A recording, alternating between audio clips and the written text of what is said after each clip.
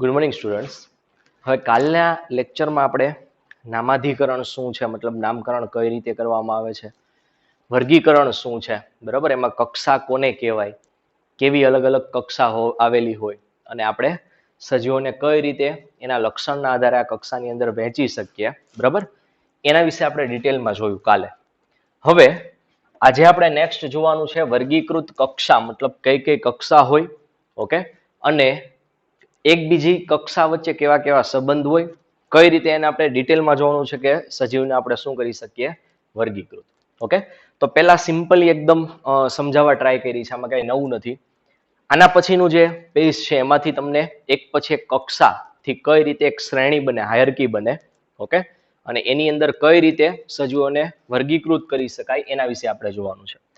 તો પહેલા સ્ટાર્ટિંગમાં એવું છે કે વર્ગીકરણ એ માત્ર એકાંકી ચરણ પદ્ધતિ નથી, એક સ્ટેપમાં થઈ જાય એવી પદ્ધતિ નથી, એક પછી ઘણા બધા સ્ટેપ એમાં આવે છે, એટલે એક આખી શ્રેણી બને છે, ઓકે, પરંતુ ક્રમશઃ શ્રેણીબદ્ધ ચરણ દર્શાવતી પદ્ધતિ છે કે જેમાં દરેક ચરણ એક હરોળ કે કક્ષાને પ્રસ્તુત કરે છે.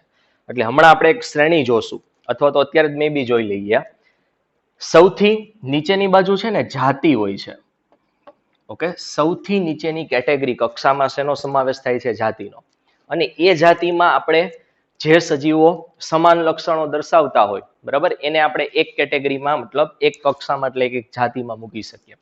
હું સિમ્પલ ઉદાહરણ આપું કે પ્રાણીની આપણે વાત કરીએ, સસ્તન પ્રાણી, તો મનુષ્ય છે, ગાય છે, કૂતરા છે, બિલાડી છે, આ બધા એ એક કોમન લક્ષણ ધરાવે છે અને એટલા માટે આપણે એને સસ્તન પ્રાણી કહીએ છીએ. એનામાં સ્તન ગ્રંથિ હોય છે, બરાબર, એ રૂવાટી ધરાવે છે, બાહ્ય કર્ણપલ્લવ ધરાવે, આ બધા કોમન લક્ષણ છે, આ બધામાં સમાન હોય છે. કૂતરાને પણ બાહ્ય કર્ણપલ્લવ હોય, બિલાડીમાં પણ હોય ને આપણે હોય, ઓકે, પ્લસ આપણે પણ સ્તન ગ્રંથિ છે, એ લોકોમાં પણ છે, બધામાં છે, જેટલાની આપણે વાત કરીએ. તો એ બધામાં સામાન્ય લક્ષણો હોવાથી આપણે એને એક જાતિમાં મૂકીએ.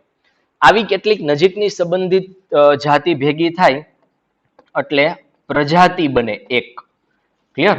આ રીતના નજીકનો સંબંધ ધરાવતી પ્રજાતિ ભેગા થાય તો કુળ બને. શું બને? કુળ. ઓકે, આ રીતના કુળ ભેગા થાય તો ગોત્ર બને. ઓકે, એ રીતના ગોત્ર ભેગા થાય તો વર્ગ બને.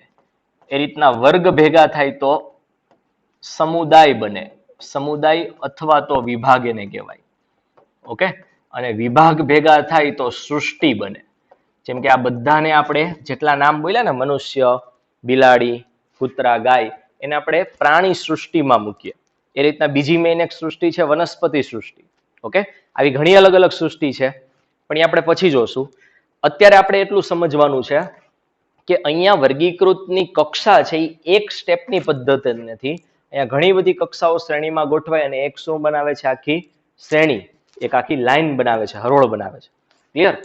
આ જે બની એને વર્ગીકરણની શ્રેણી હોવાથી એને વર્ગીકૃત શ્રેણી કહેવાય. અને એ પણ પાછી કોઈ એકને સમાવેશિત નથી કરતી. અહીંયા હું ધારો કે જાતિ કહું તો જાતિમાં કોઈ એક જ સજીવ ન હોય, એમાં પણ ઘણા બધા સજીવની એક શું હોય છે, હરોળ હોય છે. ઓકે, તો આ સિક્વન્સ હંમેશા તમારે લાઈનમાં યાદ રાખવાની છે, મગજમાં ફિટ કરી દેવાની છે. આના વિશે જ આપણે એક પછી એક ભણવાનું છે. તો શું કહે છે કે જો કક્ષા એ બધી જ દ્રષ્ટિએ વર્ગીકૃત વ્યવસ્થાનો ભાગ હોય તો એને વર્ગીકૃત કક્ષા કહેવામાં આવે છે. આ કક્ષા આપણે વર્ગીકરણમાં અત્યારે યુઝ કરવાના છીએ, તો આને કઈ કક્ષા કહેવાય? વર્ગીકૃત કક્ષા. ઓકે, આવી બધી જ કક્ષા ભેગી મળી અને વર્ગીકૃત શ્રેણી બને છે.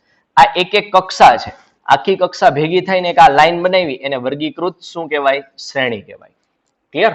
આગળ, જેમાં દરેક કક્ષાને વર્ગીકરણના એકમ તરીકે સંદર્ભમાં લેવામાં આવે છે. દરેકે દરેક વર્ગીકરણનો એક શું છે? એકમ છે. પરંતુ વાસ્તવમાં જે તે એ હરોળને નિર્દેશિત કરે છે. અહીંયા ભલે એક એકમ છે, પણ આની અંદર પણ એક આખી લાંબી શું હોય છે? હરોળ હોય છે. ઓકે, અને એના માટે એક વર્ગીકી અથવા તો ટેક્સોન શબ્દ વપરાય છે. આને હું કક્ષા કહી શકું, અને કક્ષાની અંદર જોઈશ તો પાછી એક હરોળ હશે. એના માટે હું કયો શબ્દ વાપરી શકું? ટેક્સોન, અથવા તો એને વર્ગીકી કહેવાય. હવે વર્ગીકૃત કક્ષા અને ક્રમબદ્ધ શ્રેણી ઉદાહરણ દ્વારા આપણે સમજી શકાય છે. જેમ કે હવે એક પછી એક આ બધી વસ્તુ છે ને આપણને ઉદાહરણ આપી અને સમજાવશે. જેમ કે હું કીટક એવી કક્ષાનું નામ લઉં એટલે તરત મને મગજમાં કીટક તમે ભણ્યા હશો, સંધિપાત સમુદાય નાના ધોરણમાં વર્ગીકરણમાં ભણ્યા હોય, અથવા તો સિમ્પલી વાંદો છે એને વિચારી લ્યો. ઓકે, તો કીટકમાં જે આપણે મૂકીશું જે પણ પ્રાણીને એનું એક લક્ષણ હશે, એને આપણે સંધિપાદ સમુદાયમાં મૂક્યા એમ કહેવાય. ઓકે, કીટક છે એને કયા સમુદાયમાં મૂક્યા એમ કહેવાય? સંધિપાદ. ઓકે, આ નામ એટલા માટે આપવામાં આવ્યું છે કે એના પાદ એટલે કે ઉપાંગ પગ એ સાંધાવાળા હોય છે, એટલે નામ આપવામાં છે સંધિપાદ. અને આવા 3 જોડ એની અંદર પગ હોય છે. કેટલા? 3 જોડ. તો સિમ્પલી અહીંયા ઉદાહરણ આપ્યું છે કે કીટક એ 3 જોડ સાંધાવાળા ઉપાંગ જેવા સામાન્ય લક્ષણ ધરાવે છે. એટલે હું જેટલા પણ સજીવોને સંધિપાત સમુદાયમાં મૂકું અથવા તો કીટકમાં મૂકું, તેનો મતલબ હંમેશા એ બધાને 3 જોડ ઉપાંગ હશે સાંધાવાળા, તો જ મેં એને ક્યાં મૂક્યા હશે? કીટકમાં. ક્લિયર? તો આ એક લક્ષણ થઈ ગયું કે કીટકમાં જેને મૂકવા હોય એને હંમેશા શું હોવું જોઈએ? 3 જોડ અને સાંધાવાળા ઉપાંગ હોવા જોઈએ, તો જ હું એને કીટકમાં મૂકું. ઓકે, તો આવા જૂથનું પ્રતિનિધિત્વ કરે છે કીટક વર્ગ.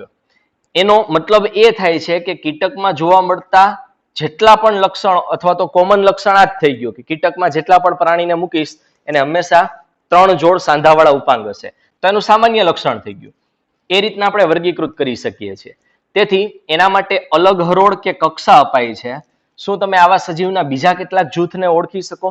સીધી વસ્તુ છે, એમ કહું કે સસ્તન તો તરત પેલા હમણાં હું લક્ષણો બોલ્યો હતો કે એને બાહ્ય કર્ણપલ્લવ હોય, શરીર ઉપર આછી રૂવાટી હોય, ઓકે, સ્તન ગ્રંથિ ધરાવતા હોય, તો આ બધા પ્રાણીને આપણે સસ્તન કહીએ અને આ બધાને આપણે એક અલગ કક્ષામાં મૂકીએ. કેમ કીટકને મૂક્યા એ રીતના સસ્તનમાં આપણે અલગ પ્રાણીને આવા જેટલા લક્ષણ ધરાવતા પ્રાણી છે બધાને આપણે મૂકી શકીએ.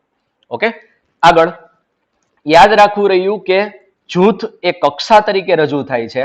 કક્ષા આગળ જતા એક હરોળનું સૂચન કરે છે અને દરેક હરોળમાં વાસ્તવમાં વર્ગીકરણના એકમ તરીકે રજૂ થાય છે. આ વર્ગીકૃત જૂથ કે કક્ષા એ એકમાત્ર બાહ્ય રચનાના આધારે જ નહીં, પરંતુ કેટલાક વિશિષ્ટ લક્ષણો પણ દર્શાવે છે. એટલે એવું નહીં કે ખાલી સજીવના આપણે બાહ્ય લક્ષણને જ ધ્યાનમાં લેવાના, એનું કંઈક વિશિષ્ટ લક્ષણ હોય તો એને પણ આપણે ધ્યાનમાં લઈ અને આ રીતના કક્ષામાં વર્ગીકૃત આપણે કરી શકીએ. ઓકે, નેક્સ્ટ, બધા ઓળખાયેલા સજીવોનો વર્ગીકરણીય અભ્યાસ એ સૃષ્ટિ, સમુદાય અથવા તો વિભાગ, વર્ગ, શ્રેણી, ગોત્ર, કુળ, પ્રજાતિ અને જાતિ જેવી સામાન્ય કક્ષામાં વિકાસ તરફ આગળ દોરી જાય છે.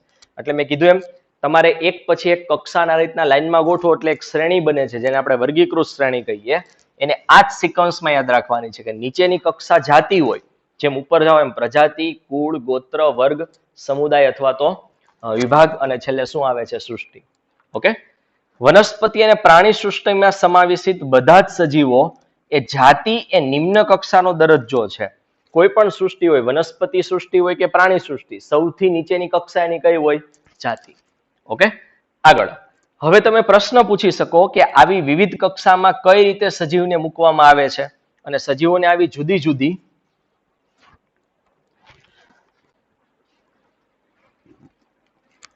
સજીવને આવી જુદી જુદી કક્ષામાં મૂકવા માટે એક જ મિનિટ, આપણે થોડુંક અલગ થઈ ગયું છે. ઓકે, 2 મિનિટ આટલું જોઈ લઈએ. સજીવોને આવી જુદી જુદી કક્ષામાં મૂકવા માટે વ્યક્તિગત કે સજીવના જૂથના લક્ષણો એ પાયાનું જ્ઞાન હોવું જોઈએ. સીધી વસ્તુ છે કે મારે કોઈ સજીવનું વર્ગીકરણ કરવું હોય તો મને એના લક્ષણો વિશે અંદાજ હોવો જોઈએ અને એના લક્ષણો કોના જેવા છે આપણે વર્ગીકૃત કર્યા છે એમાંથી જેની હારે મેચ થતા હશે એ સજીવને હું એક કક્ષામાં શું કરીશ? મૂકી દઈશ. તો કક્ષામાં વેચવા માટે સૌથી પહેલા તો એનું શું? આપણને એના લક્ષણોનું પાયાનું જ્ઞાન હોવું જરૂરી છે. આવા લક્ષણો સ્વતંત્ર રીતે તેના જેવા જ બીજા પ્રકારના સજીવ વચ્ચે સામ્યતા અથવા તો ભિન્નતા, જે સજીવને મારે વર્ગીકૃત કરવા છે એના લક્ષણો કોઈની સાથે મેચ થાય છે અથવા તો કોઈની સાથે નથી થતા, એના આધારે હું સજીવને વર્ગીકૃત કરી અને કક્ષામાં મૂકી શકીશ. ક્લિયર? ઓકે, હવે આપણે સ્ટાર્ટ કરવાનું છે જાતિ. પણ એ સ્ટાર્ટ કરી એના પહેલા હું એવું ઈચ્છું છું કે આપણે એક જ મિનિટ. ઓકે, હા, આપણે અમુક આ બાબતોને ધ્યાનમાં લઈ લઈએ. હવે જો અહીંયા હું તમને સિમ્પલી એક ચાર્ટ મેં બનાવ્યો છે જેનો જ આપણે અભ્યાસ કરવાનો છે, એટલે એ પ્રમાણે હું અહીંયા તમને સમજાવું છું કે સૌથી પહેલા તો છે ને અહીંયા હું 3 પ્રાણીના હું નામ લખું છું: સિંહ, દીપડો અને વાઘ.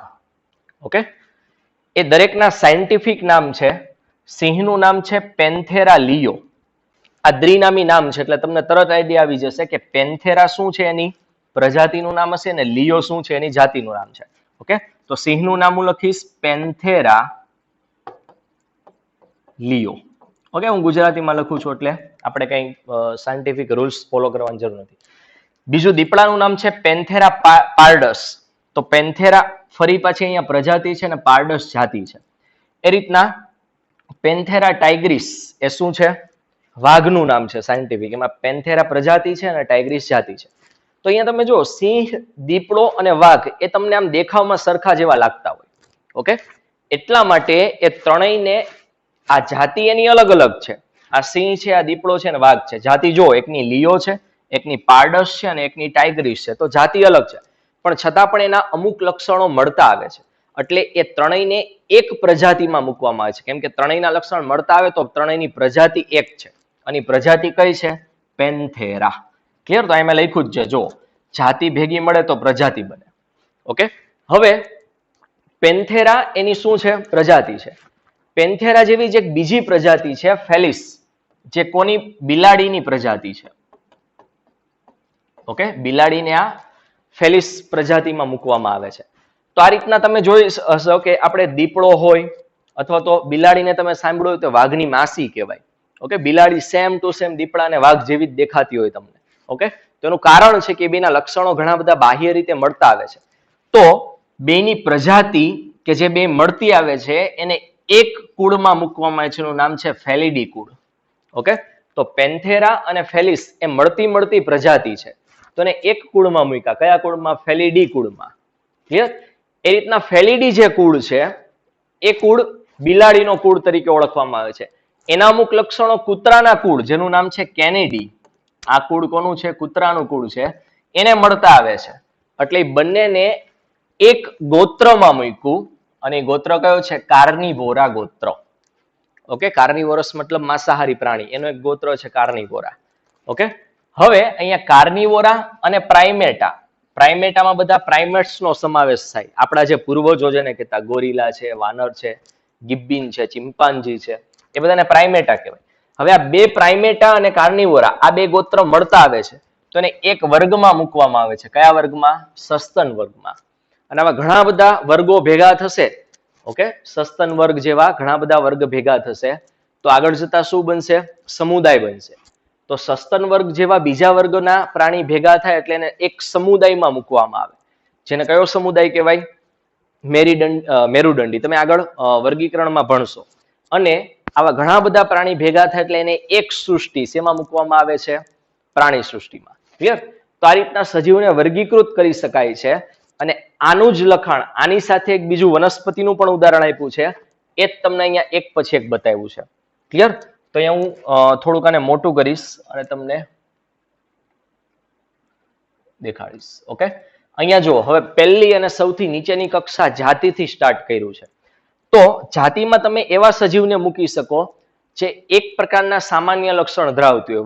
વધારે લક્ષણમાં સમાનતા હોય એવા બધા સજીવને ભેગા કરી અને એક જાતિમાં મુકાય. ઓકે, તો અહીંયા તો પેલા તમને છે ને જાતિની શું આપી છે? વ્યાખ્યા. કે વર્ગીકરણના અભ્યાસમાં મૂળભૂત સામ્યતા, એક જ મિનિટ.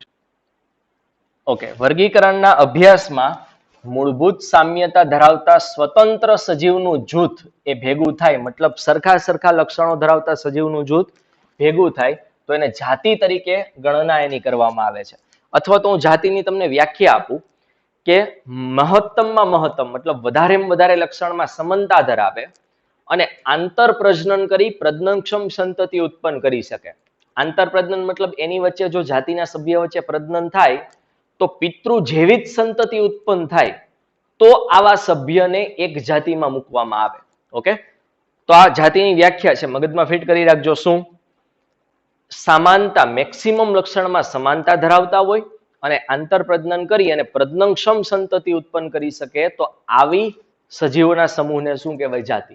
ઓકે, તો આ રીતના આપણને અહીંયા સિમ્પલ કીધું છે કે મૂળભૂત સામ્યતા જેની વચ્ચે હોય એવા સજીવોનું જૂથ ભેગું મળે એટલે જાતિ બને છે. ઓકે, વિશિષ્ટ બાહ્ય રચનાકીય તફાવતના આધારે એક જાતિ એની નજીકનો સંબંધ ધરાવતી અન્ય જાતિમાંથી અલગ કરી શકાય છે. ઓકે, મતલબ તમે જોઈ શકો સિંહ બધા ભેગા થાય તો સિંહની જાતિ બને, દીપડા બધા ભેગા થાય તો દીપડાની જાતિ બને, વાઘ બધા ભેગા થાય તો વાઘની જાતિ બને. ઓકે, પણ આ બેયની વચ્ચે પાછો ભેદ હોવાથી એને અલગ અલગ જાતિમાં મૂક્યા છે. દીપડાના લક્ષણો બધા વાઘ જેવા ન હોય એટલે મેં એને અલગ જાતિમાં મૂક્યો. વાઘ છે એ બેઠે બેઠો સિંહ જેવો ન દેખાતો હોય તો અલગ એને જાતિમાં મૂક્યો. તો અહીંયા આપણને એ જ કીધું છે. શું કીધું છે? કે બાહ્યકીય રચનાના તફાવતના આધારે એક જાતિ એની નજીકનો સંબંધ ધરાવતી અન્ય જાતિથી કેવી કરી શકાય છે અલગ. ચલો આપણે મેન્જીફેરા અથવા તો મેગ્નિફેરા ઇન્ડિકા એટલે આંબો એનું ઉદાહરણ લઈ અથવા તો બીજા 2-3 ઉદાહરણ આપ્યા છે એના દ્વારા આપણે સમજવાનું છે. જેમ કે મેગ્નિફેરા ઇન્ડિકા એટલે આંબો, સોલેનમ ટ્યુબરોઝમ એટલે બટાટા થાય, પેન્થેરા લિયો એટલે શું થાય? સિંહ. આ 3 ઉદાહરણની આપણે ચર્ચા કરવાની છે. ઓકે, જેમાં ત્રણેયનો સેકન્ડ વર્ડ મતલબ ઇન્ડિકા, ટ્યુબરોઝમ અને લિયો આ ત્રણેય શેના નામ છે? એ ચોક્કસ જાતિનું સૂચન કરે છે. ઓકે, જ્યારે પ્રથમ શબ્દ છે આ સાયન્ટિફિક નેમના મતલબ મેગ્નિફેરા, સોલેનમ અને પેન્થેરા એ કયો વર્ડનું સૂચન કરે છે? પ્રજાતિ. અને તે એક હરોળ અથવા તો એક કક્ષાના બીજા સ્તરનું પ્રતિનિધિત્વ કરે છે. મતલબ કે બટેટા, પછી સિંહ અને હજી એક કયું કીધું? આંબો. એ ત્રણેય ભેગા થાય એટલે એક કક્ષા મતલબ એક હરોળનું પ્રતિનિધિત્વ કરે ને આપણે જાતિ કીધી. એનાથી ઉપરના 3 ભેગા થાય એટલે બીજી એક હરોળનું પ્રતિનિધિત્વ કરે છે એને જાતિની ઉપરની કક્ષા એટલે આપણે પ્રજાતિ તરીકે ઓળખીએ છીએ. ઓકે, તો આ 3 શબ્દ જે પહેલા વર્ડ છે મેગ્નિફેરા, સોલેનમ અને પેન્થેરા એ ત્રણેય પ્રજાતિ છે જે જાતિની ઉપરની કક્ષાનું શું કરે છે? પ્રતિનિધિત્વ કરે છે. હવે આવી દરેક પ્રજાતિ એ એક કરતા વધારે ચોક્કસ જાતિ ધરાવી શકે છે. આ ઇમ્પોર્ટન્ટ છે, એકાદી 2 વાર પૂછાઈ ગયું છે, ખાસ યાદ રાખજો. શું? કે પ્રજાતિ એક કરતા વધારે જાતિ ધરાવી શકે. અહીંયા ઉદાહરણ જ છે, પેન્થેરા પ્રજાતિ છે જેની 3 આપણે અહીંયા જાતિ કીધી છે. તો પ્રજાતિ એક કરતા વધારે શું ધરાવી શકે? જાતિ. અંડરલાઈન કરી રાખજો. જે અન્ય સજીવ તરીકે રજૂ થાય છે પરંતુ તે બાહ્ય રચનાકીય સમાનતા ધરાવે છે. જેમ કે પેન્થેરા પ્રજાતિની બીજી એક જાતિ છે ટાઇગ્રીસ. ઓકે, પેન્થેરા લિયો આપણે એક ઉદાહરણમાં લીધું. પેન્થેરાની એક જાતિ તો થઈ ગઈ લિયો, બીજી એક જાતિ છે ટાઇગ્રીસ. એક સિંહ છે અને બીજો શું છે? વાઘ છે. ઓકે, તો પેન્થેરા પ્રજાતિની બીજી એક ટાઇગ્રીસ જાતિ છે. એ રીતના સોલેનમ પ્રજાતિની બીજી એક જાતિ નાઇગ્રમ અને મેલેન્જેના છે. ઓકે, નેક્સ્ટ એ રીતના માનવ એ સેપિયન્સ જાતિમાં સમાવિષ્ટ થાય છે. આપણે માનવનું સાયન્ટિફિક તમને ખબર હોય તો નામ હોમો સેપિયન્સ છે. તો આપણી જાતિ કઈ કહેવાય? સેપિયન્સ. આપણી પ્રજાતિ કઈ કહેવાય? હોમો. ઓકે, તો એ રીતના માનવ છે એ સેપિયન્સ જાતિમાં સમાવિષ્ટ થાય છે. એનું જૂથ, એની ઉપરનું જૂથ એટલે કયું છે? પ્રજાતિ કઈ છે એની? હોમો છે. આથી માનવીનું સાયન્ટિફિક નામ શું થાય? હોમો સેપિયન્સ. ક્લિયર? તો આ જાતિ કેવી કેવી હોય અને જાતિની સમાનતા ધરાવતી એક શું હોઈ શકે છે? પ્રજાતિ. એના વિશે વાત કરી. હવે પ્રજાતિ વિશે આપણે ડિટેલમાં કહેશું. તો પ્રજાતિ પહેલા તો કોને કહેવાય? તો કે સમાનતા ધરાવતી જાતિ ભેગી થાય તો કયું જૂથ બનાવે છે? પ્રજાતિ. ઓકે, તો અહીંયા લખ્યું છે કે નજીકના ગાઢ સંબંધ ધરાવતી જાતિનું જૂથ એ પ્રજાતિમાં એક પ્રજાતિમાં સમાવેશિત થાય છે જે અન્ય પ્રજાતિની જાતિની સાપેક્ષે વધુ સામ્યતા ધરાવતા લક્ષણ ધરાવે છે. આપણે કહી શકીએ સિમ્પલી કેવું હોય તો ખૂબ જ નજીકનો સંબંધ ધરાવતી જાતિ ભેગી મળે એટલે શેનો સમાવેશ થાય છે? પ્રજાતિનો. ઓકે, જેમ કે ઉદાહરણ આપ્યું છે કે બટેટા અને રીંગણ એની જાતિ જુદી જુદી છે પણ એને એક જ પ્રજાતિ એટલે સોલેનમમાં મૂકવામાં આવે છે. એ રીતના સિંહ, દીપડો અને વાઘ એની જાતિ જુદી છે પણ લક્ષણો સમાન હોવાથી આ ત્રણેયને એક જ સામાન્ય લક્ષણ ધરાવતી હોવાથી એને પેન્થેરા પ્રજાતિમાં મૂકવામાં આવે છે. ઉદાહરણ આપણે અહીંયા લીધું છે. ઓકે, નેક્સ્ટ આ પેન્થેરા એ બીજી એક પ્રજાતિ છે ફેલિસ પ્રજાતિ. પેન્થેરા અને ફેલિસ આ બંને સામ્યતા ધરાવે છે તો એને એક કુળમાં મૂકવામાં આવે છે. એનું નામ છે ફેલિડી કુળ. ઓકે, તો આ પેન્થેરા પ્રજાતિ એક બીજી અન્ય પ્રજાતિ છે ફેલિસ એના કરતા જુદી પડે છે અથવા તો એની બેની વચ્ચે સમાનતા છે. અને ફેલિસ છે એ કોની પ્રજાતિ છે? બિલાડીની પ્રજાતિ છે. મેં અહીંયા લખ્યું જ છે. ફેલિસ કોની પ્રજાતિ છે? બિલાડી. હવે આ બંને અલગ પડે છે પણ એના અમુક લક્ષણો સમાન હોવાના કારણે એને એક કુળ મતલબ કઈ આ ફેલિડી કુળમાં મૂકવામાં આવે છે જે અહીંયા નીચે આપણે લખ્યું છે. ક્લિયર?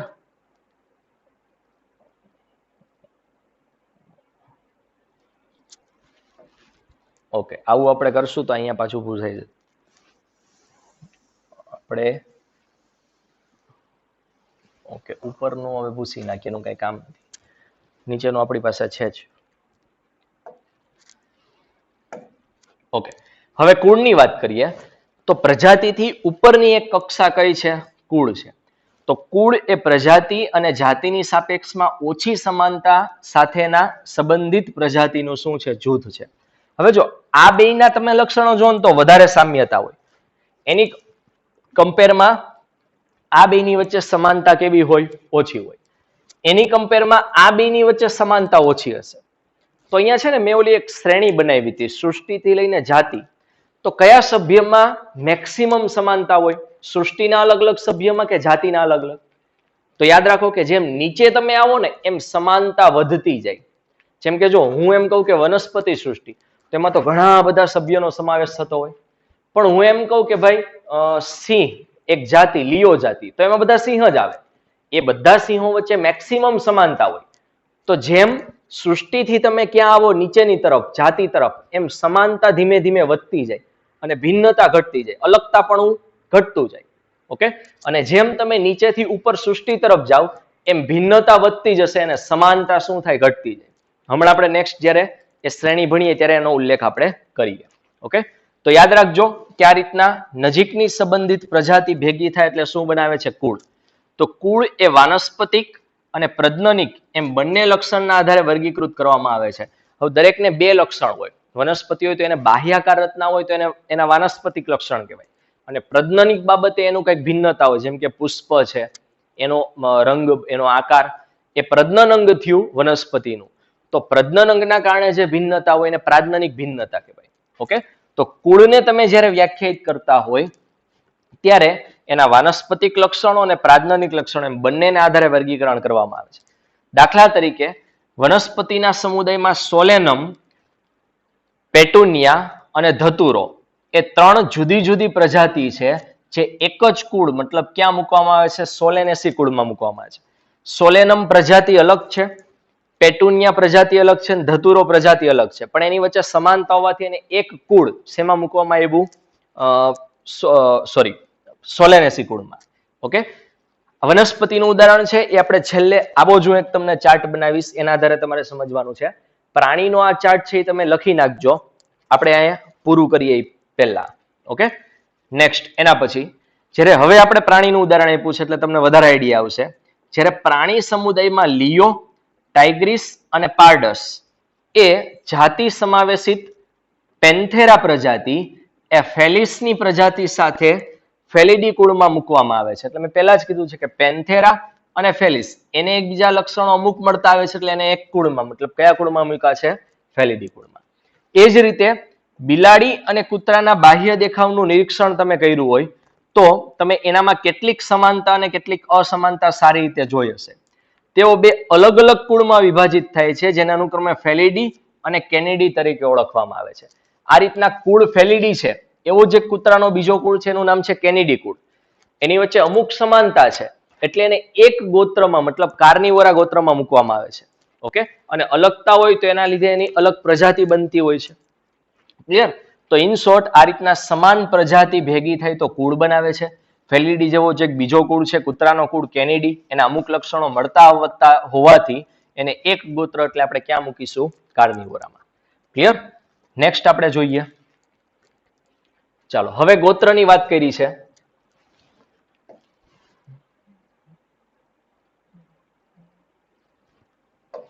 ઓકે, આ પહેલા તમે જોયું કે ઘણા સરખા લક્ષણના આધારે સજીવોને જાતિ, પ્રજાતિ અને કુળ જેવી કક્ષામાં આપણે વર્ગીકૃત કર્યા.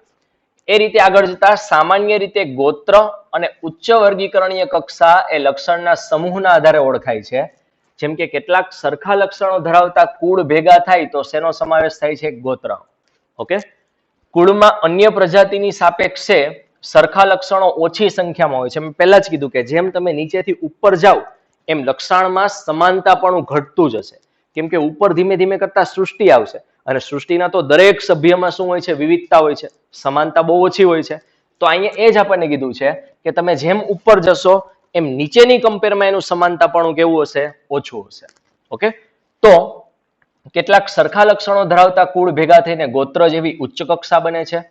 કુળમાં અન્ય પ્રજાતિની સાપેક્ષે લક્ષણો કેવા હોય છે? ઓછી સંખ્યામાં સમાન હોય છે. જેમ કે કોન્વોલ્યુએસી અને સોલેનેસી એ બંને કુળ એ મુખ્યત્વે તેના પુષ્પીય લક્ષણના આધારે એક જ ગોત્ર પોલિમોનિયલ્સમાં મૂકવામાં આવે છે. ફરી પાછું વનસ્પતિનું ઉદાહરણ છે. એ ફરી પાછું એક તમને ચાર્ટ આપી, બરાબર, દોરી અને કાલે હું તમને સમજાવીશ.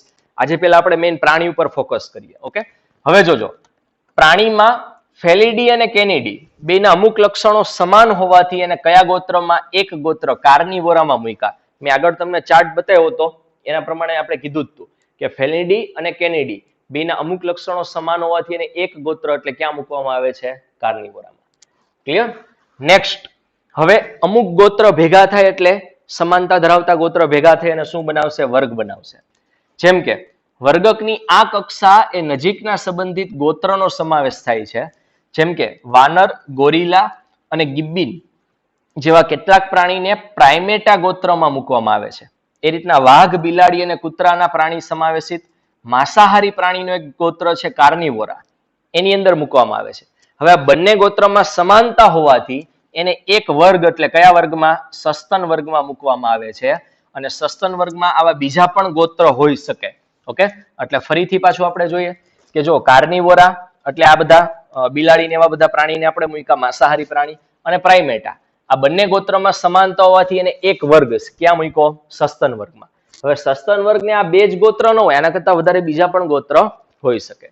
ક્લિયર? નેક્સ્ટ, હવે આવે છે સમુદાય. તો સસ્તન વર્ગની સાપેક્ષે મત્સ્ય, ઉભયજીવી, સરીસૃપ અને વિહંગ, તમે પ્રાણીનું વર્ગીકરણ ભણ્યું હોય તો તમે આ જોયું હશે કે આ બધાને એક લાઈનમાં મૂકવામાં આવે છે. મત્સ્ય અને ચતુષ્પાદ એમ ચાર બીજા હોય છે.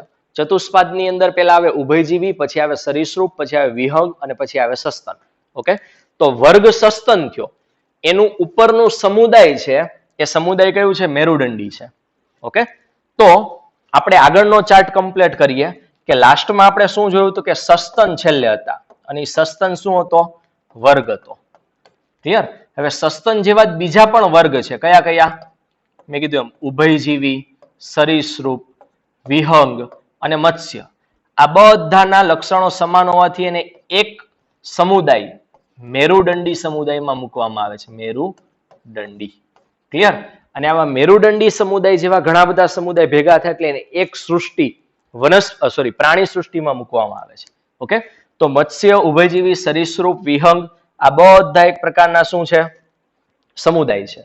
ઓકે, સોરી, કયા કયા કીધા આપણે? ઓકે, આ બધા વર્ગ છે અને એ વર્ગ બધા એક હોવાથી એને એક સમુદાય એટલે શેમાં મૂકવામાં આવે છે? મેરુદંડી સમુદાયમાં. તો આ બધા આગળ જતા બીજા એક ઉચ્ચ કક્ષાનો દરજ્જામાં મૂકવામાં આવે છે.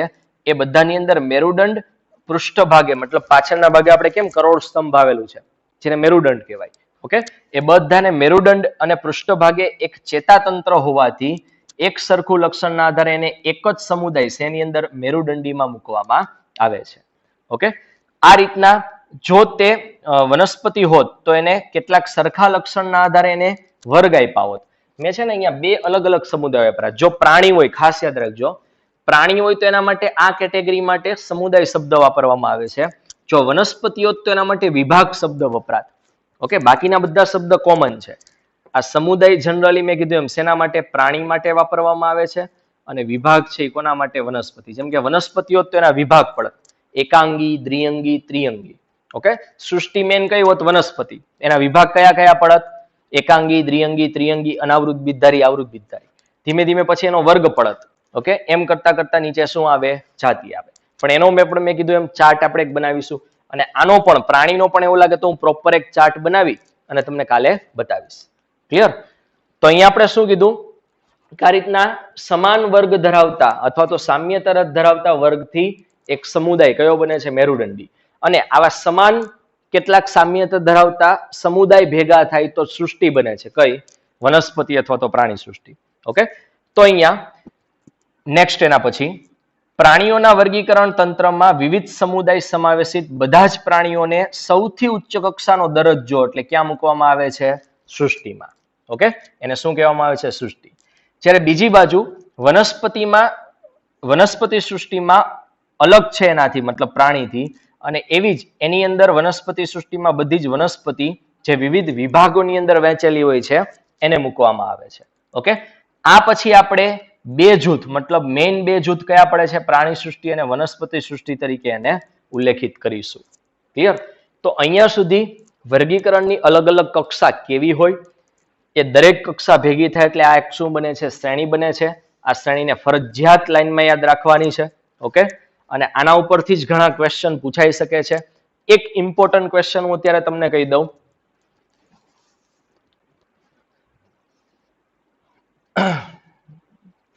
ઓકે, એક ક્વેશ્ચન એવો પૂછાય છે ઇમ્પોર્ટન્ટ કે તમે સૃષ્ટિ તરફથી જાતિ તરફ જાઓ, મતલબ ઉપરથી નીચેની તરફ, તો સમાનતામાં શું થાય? જો સૃષ્ટિમાં બધા સભ્ય અલગ અલગ હોય છે, બધાની વચ્ચે ભિન્નતા વધુ હોય છે, તો સૃષ્ટિ તરફથી જાતિ તરફ આવો તો સમાનતા વધે.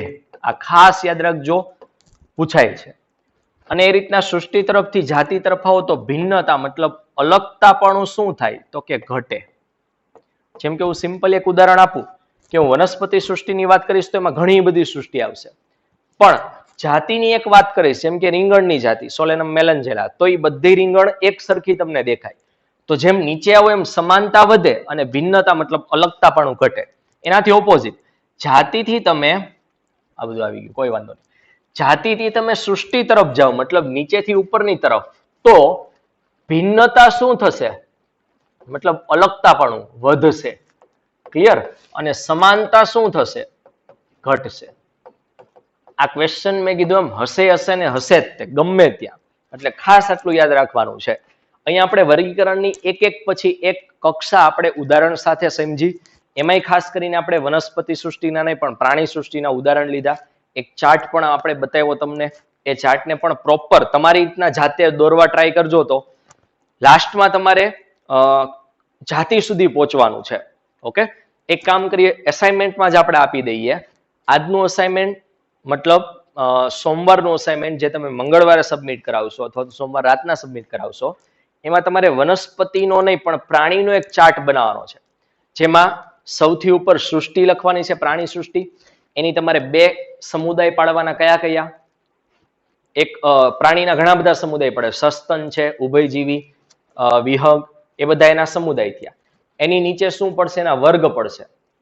ઓકે, વર્ગની અંદર તમારે બે મેઇન આપણે ભણ્યા હતા એ લખવાનું છે, પ્રાઇમેટા અને બીજું એક કયું ભણ્યા આપણે? કાર્નિવોરા. કાર્નિવોરાની અંદર તમારે બે કેટેગરી પાડવાની. એમ ધીમે ધીમે ધીમે કરતા લાસ્ટમાં તમારે મેં પેલી ત્રણ આપણે ભણ્યા છીએ, વાઘ, સિંહ અને દીપડો. પેન્થેરા લિયો, પેન્થેરા ટાઇગ્રીસ અને પેન્થેરા પાર્ડસ, ત્યાં સુધી પહોંચવાનું છે. અને દરેકે દરેક શું છે? પ્રજાતિ છે, જાતિ છે, કુળ છે, ગોત્ર છે, વર્ગ છે, સમુદાય છે, સૃષ્ટિ છે, એ પણ તમારે સાથે લખવાનું, જેમ મેં અહીંયા લખ્યું એ રીતે. ઓકે, આ રીતના. જેમ કે પેન્થેરા ફેલિસ છે એ પ્રજાતિ છે, ફેલિડી અને કેનેડી કુળ છે. આ બે કુળ એક ગોત્ર કાર્નિવોરામાં મૂકવામાં આવે. કાર્નિવોરા જેવું બીજું ગોત્ર પ્રાઇમેટા અને એક વર્ગ સસ્તનમાં મૂકવામાં આવે. સસ્તન જેવા બીજા વર્ગ ઉભયજીવી, સરીસૃપ, વિહંગ, બરાબર, એ બધાને એક સમુદાય શેમાં? મેરુદંડીમાં મૂકવામાં આવે. મેરુદંડી જેવા બીજા ઘણા બધા સમુદાય છે જે તમે ભણ્યા છો, કોષ્ઠાંત્રી, પૃથુકૃમિ, સૂત્રકૃમિ, નુપુરક, સંધિપાત. ઓકે, એ બધા સમુદાય છે. આવા બધા સમુદાયની એક સૃષ્ટિ શેમાં મૂકવામાં આવશે? પ્રાણી સૃષ્ટિમાં. ક્લિયર? તો આ રીતના તમારી રીતે એક ચાર્ટ બનાવવા ટ્રાય કરજો, તો બધાને જેટલું આવડે એટલો, અને એસાઇનમેન્ટમાં સબમિટ કરાવજો. ક્લિયર? નેક્સ્ટ હવે કાલથી આપણે એક આવો જ હું ચાર્ટ તમને વનસ્પતિનો બનાવી દઈશ, જેમાં આમાં ઉદાહરણ આપ્યા છે એનો. ઓકે, અને બાકીની અમુક બાબતો છે એ આપણે નેક્સ્ટ લેક્ચરમાં જોઈશું. ક્લિયર?